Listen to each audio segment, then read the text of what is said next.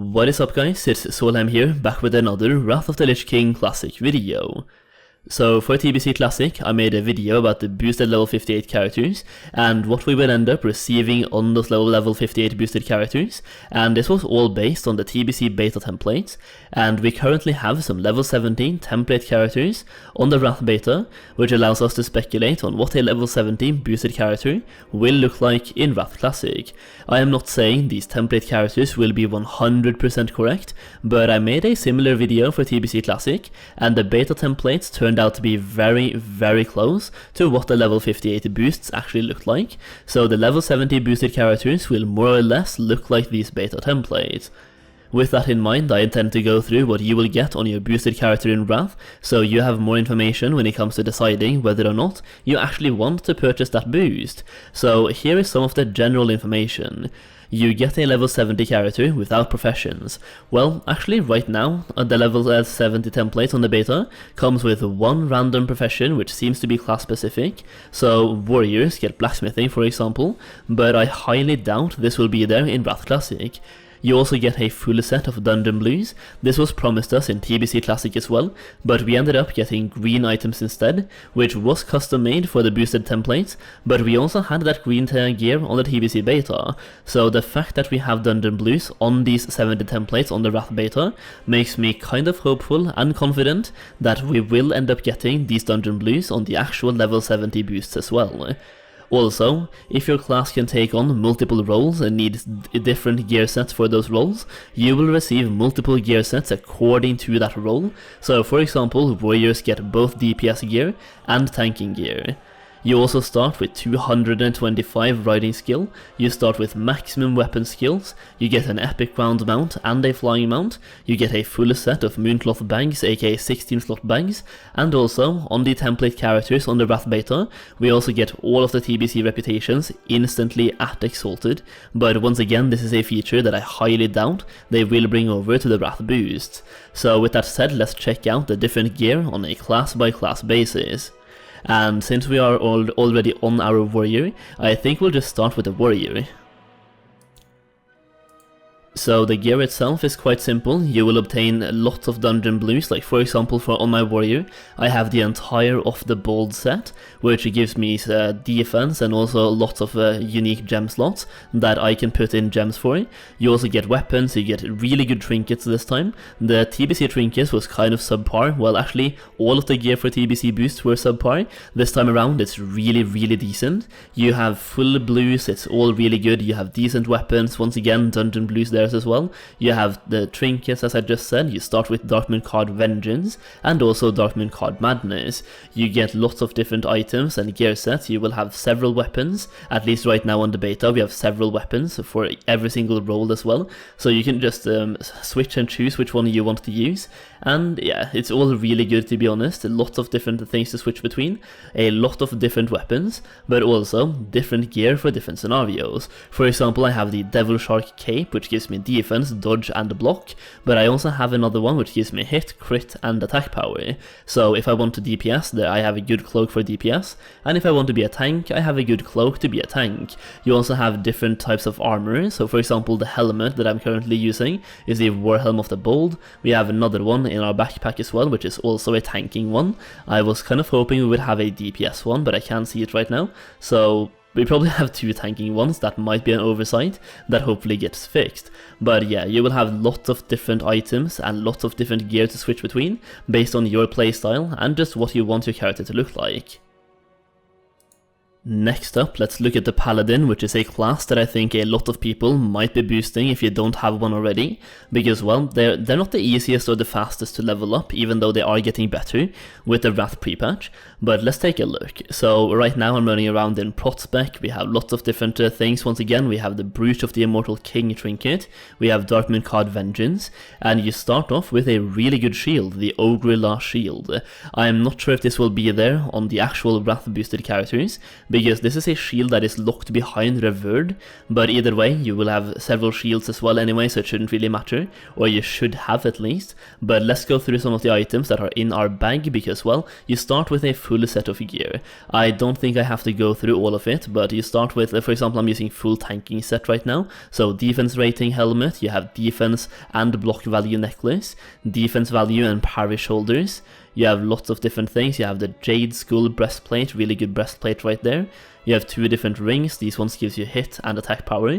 Kind of wish I had some for spell power instead. We might find those in our bags. So let's check out the bags. We have several trinkets. We have the same ones that we had on our warrior, giving us attack power instead. So we have the Abacus of the Violent Odds. We have the Hourglass of the Unraveler. We also have Darkman Card Madness. We have a lot of different Librams that are just lying around in our bags. We have the Blessed Book of Nagrand for Flash of Light. We have Libram of Eternal Rest for Consecration. So if you're looking to do some AoE farming, you start with a really good Libram for AoE farming. You also have Scarab of the Infinite Cycle, which is really good for healing. You also start out with an entire set of the Righteous, which is a really good set if you're looking to do some AoE farming, even though they have nerfed a lot of the AoE farming right now in TBC Classic. So for example, Stratholme farming has been nerfed, but there are some AoE farms that are available, and having the Of the Righteous set right there is going to massively boost your AoE farming abilities. You will get spell power and defense rating from this set, and also by having 2 pieces, your Consecration ability costs 15% less mana. The only thing that the Paladins don't start with that I really hope they would was the Figurine of the Colossus. Next up, let's check out a class that is a little bit easier because it only really has 1 spec or 1 type of gear that you're going to use, and that is the Hunter. So for the Hunter, you start with a full set of the Beast Lord set, which reduces the cooldown of your traps by 4 seconds, and each time you use your kill command ability, you gain an additional 85 armor penetration rating for 15 seconds. You also, I'm just going to go through all of them. So the Beast Lord Helm, you have the Earthen Mark of Racing, giving you hit rating and attack power. Beast Lord Mantle, Cloak of the Inciter, that one's really good as well. You have Golden Link Bracers, the first green item that I've seen so far, which is kind of weird to be honest. You also have 2 of Stellaris, which is really good because of the attack power. You start with Valanos' Longbow, a really good bow right there. Once again, you have the Beast Lord Handguards, you have Ruin Engraved Belt, Beast Lord Leggings, and you have Sky Hunter Swift Boots. You have Kaelin's Signet, you have Slayer's Mark of the Redemption. This one's awesome. That is a lot of attack power from both rings as well as hit rating. Both of those are really strong. You start with the same trinket that I talked about on the Warrior and the Paladin, the Hourglass of the Unraveler, and you have Core of Archelois. This one, once again, that is the second green item that I see, but I'm really happy that Hunters have this one. This trinket is really good, it gives you a lot of attack power on command, plus it gives you 52 attack power all the time. You start with the Ancient Sinew Wrapped Lamina, I hope I said that one correctly, 18 slot quiver. You also start with Mooncloth bags, of course. You have some mac and cheese, and you have some ham, so ham and cheese. You have lots of different weapons. You have a gun, you have a bow, you have 2 of the same bow, that's kind of weird. Yeah, you have 2 of the same bow. You have another bow right there. You have the Skyfire Hawk bow, Ember Hawk bow as well. You start with a mount. I'm just going to use that one. Going to use this mount as well. So you start with 4 different guns and 5 different bows, plus the bow that is currently on your character. Going over to the Rogue, once again, only a DPS, so not any, it's just 1 gear set, so no multiple gear sets right here. You start out with the Off Assassination set, so you have the Helm, you have the hand grips, leggings, shoulder pads, and tunic of Assassination. You start with, once again, it's all Dungeon Blue, so I'm not going to go through all of them, but I'm just going to go through the weapons and the trinkets. I think those are the most useful ones, but you will start out with a full 5 set of whatever your class uses, so Assassination for this one, and the Beast Lord Mantle for Hunters. So when it comes to the weapons, you start off with 2 daggers, and you also have a sword, you have 2 swords, and then another dagger in your bags. So basically you have 3 different daggers to choose between, and you also have 2 swords. So whether you're planning to play Assassination, Subtlety, or Combat, you're going to have weapons for all of them. You also only start with 2 trinkets as a rogue, so you have the Hourglass of the Unraveler and also the Abacus of Violent Odds. I think this one is the same for both warriors and rogues, and also Retribution Paladins are supposed to use this as well, I think, so anyone who's in melee and uses attack power will have these trinkets.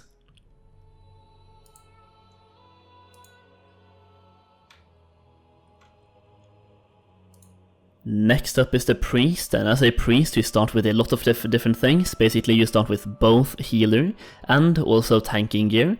Healer and DPS gear. So you have both Holy Priest, Discipline Priest and Shadow Priest. When it comes to the armor, you start with the Hallowed set, so you have the Hallowed Crown, Hallowed Garments, Hallowed Hand Wraps, Hallowed Pauldrons and Hallowed Trousers. When it comes to weapons, you start with a dagger and an offhand, you also have a wand, and when it comes to trinkets, you start with the Figurine Living Ruby Serpent, a really good on-demand spell power trinket. You also start with Schiffer's Nexus Horn, which gives you a chance on hit to increase your spell power by a ton.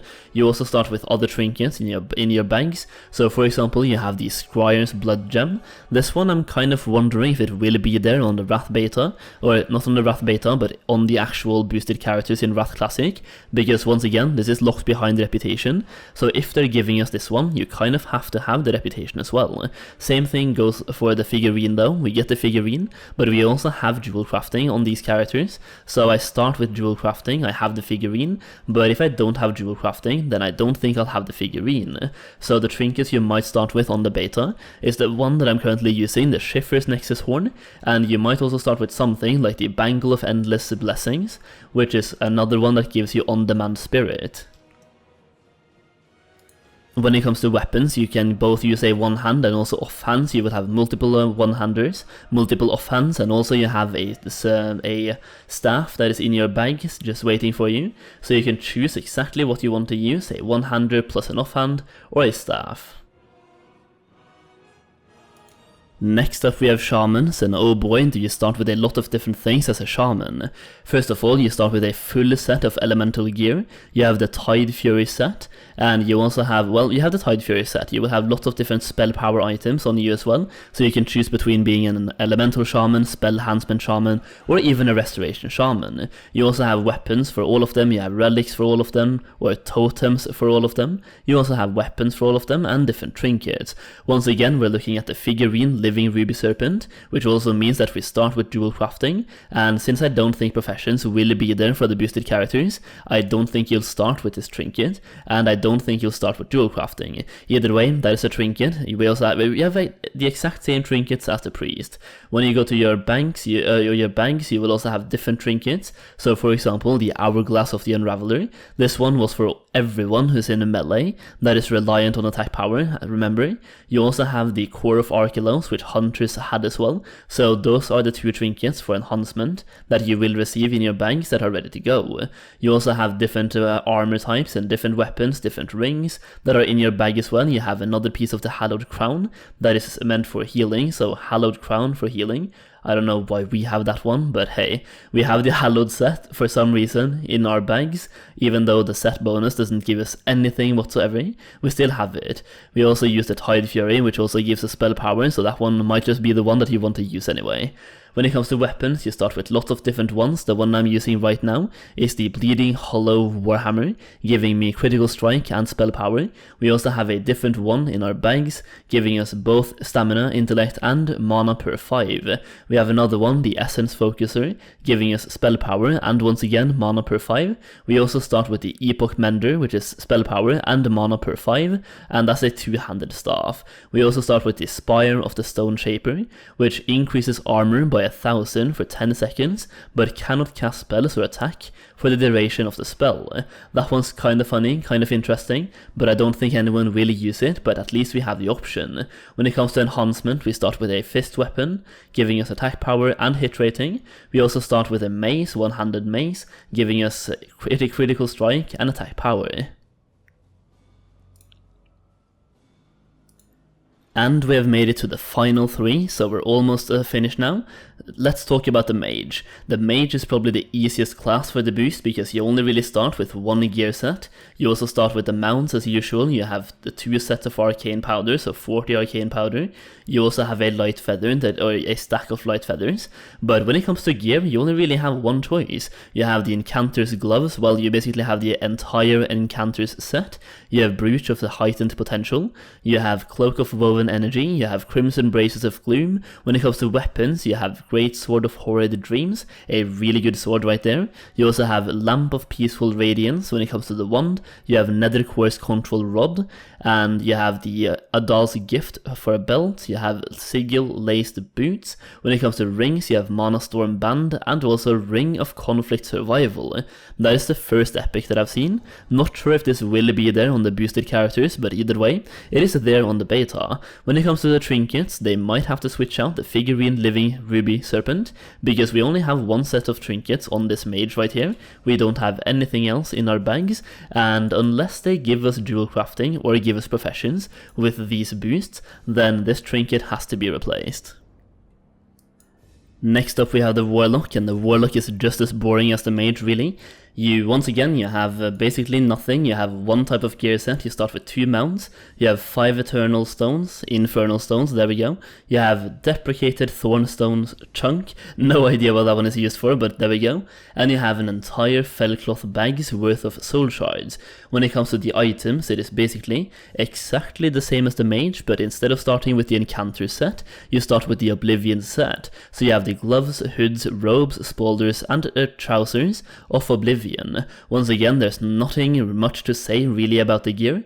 The only thing I have to say is that once again, figurine living ruby serpent, if we don't have dual crafting on the Wrath boosted characters, this one has to be replaced. Either way, that is pretty much it. Let's move on to the final class. Actually, we still have 2 classes to go. We have the Druid, which we're going to talk about right now, but there's also going to be an option for a Death Knight boost, so we have to look at the Death Knight as well. Before we do that though, let's look at the Druid. So as a Druid, you start out with multiple gear sets and multiple trinket sets and weapon sets, based on the fact that you actually have 4 different things that you can do, 4 different roles. You can be a healer, balanced Druid, resto Druid, guardian Druid, you name it, the Druid can do everything. So let's just take a look at some of the things. Let's just try to focus mostly on trinkets and weapons, because you will get an armor set or gear set for pretty much everything. So we have the Moonglade set. Once again, when it comes to trinkets, we have figurine living ruby serpent. We also have the Vengeance of the Illidari, a really good trinket with on-demand spell power. When it comes to the weapons, we have Runesong dagger. We also have the Lamp of peaceful radiance, and when it comes to idols, we have the increased damage dealt by Wrath or the idol of the Avenger. We have lots of different idols in our banks, like for example the idol of the Emerald Queen. This one increases the spell power of the periodic portion of your life bloom by 47. And we also have different weapons. Let's just talk about the Idol of Brutality first though. It increases the damage dealt by your Maul ability by 50 and Swipe by 10. If we just keep going further down here, you can see that we also have a Spirit weapon as well that is meant for healing. So 121 healing or spell power, and also some Spirit. We can see that the one that we're currently using has the same amount of spell power, but instead of having Spirit, it has Critical Strike. You have another idol, the one of the Wild, giving you more damage dealt by your cat abilities, such as Mangle Cat and also Mangle Bear, so you can switch between the Idol of the Wild and also Idol of Brutality, based on your playstyle. When it comes to being a Feral Druid, you have 1 weapon in your bags right here. Actually, you have 2 of them, but this one right here though, Staff of Beasts, increases attack power by 374 in cat, bear, dire bear, and moonkin forms only. This one is really good. You have another staff as well, which is kind of a hybrid, increasing your attack power in cat, bear, dire bear, and moonkin forms only, but also gives you hit, crit, and spell power. So you can choose to switch weapons based on your playstyle, or you can be a hybrid between literally all of them. When it comes to trinkets, you will have multiple of those in your bags as well. So for example, you have the Hourglass of the Unraveler. This one is standard for all melee classes. You also have Abacus of Violent Odds once again, and you also have 2 other trinkets for casting. So you have Bangle of Endless Blessings, and you also have the Oshigan Relic. And last but not least, let's talk about the Death Knight. So there will be a Death Knight boost available in Wrath Classic as well. I'm thinking this will cost less than the regular level 70 boost, considering Death Knights start at level 55, so it should definitely cost less. But let's take a look at what you can expect to get on a Death Knight boost. Once again, we're looking at the Off the Bold. I don't know why we're getting Off the Bold, but hey, we're getting some sort of a dungeon set. When it comes to weapons, we're getting a two-handed weapon called Endbringer. We have the Slayer's Mark of the Redemption, Kaelin's Signet, and when it comes to trinkets, we have the same as usual, Hourglass of the Unraveler, and also Abacus of the Violent Odds. We have different things in our bags though. We for example have the Darkmoon card Vengeance that you can use whenever you're tanking. You have Darkmoon card Madness, which you could also maybe use while you're tanking, Brooch of the Immortal King, usable while tanking once again, and another tanking trinket, Argusian Compass, giving you stamina and reduces damage from each attack by 68, up to a total of, yeah, you can read. You also have different types of weapons, so you have one-handed weapons, you have several different both one-handed weapons and two-handed weapons as well, giving you different stats for different scenarios. You also have one-handed weapons with defense, even though, well, Blood Death Knights will probably use two-handed, but there we go. You also have a lot of different items in your bags that you can just switch between based on your spec. So you can be a two-handed Death Knight, you can be a dual-wield Death Knight, you will have weapons for both. And yeah, that is pretty much it guys. I tried to go through every single class somewhat quick, without skipping through them too quickly either, so hopefully you enjoyed the video, hopefully you found it helpful and informative. If you liked the video, then go down below, scroll down, and leave a like. It really helps out my channel, and I honestly really appreciate it. A much longer video than usual, but there we go, we managed to check out every single class, as well as give a brief overview at the beginning of what you can expect to get on your boosted character. I'm kind of interested to see if this is actually what the boosted characters will look like, and I'm also really interested to see if you start with a profession. Either way, that is it for today. I hope if you stayed this far, let me know down below. I'm really interested to see how many of you made it to the end, so let me know. Either way, thank you so much for watching, and I'll see you again very soon.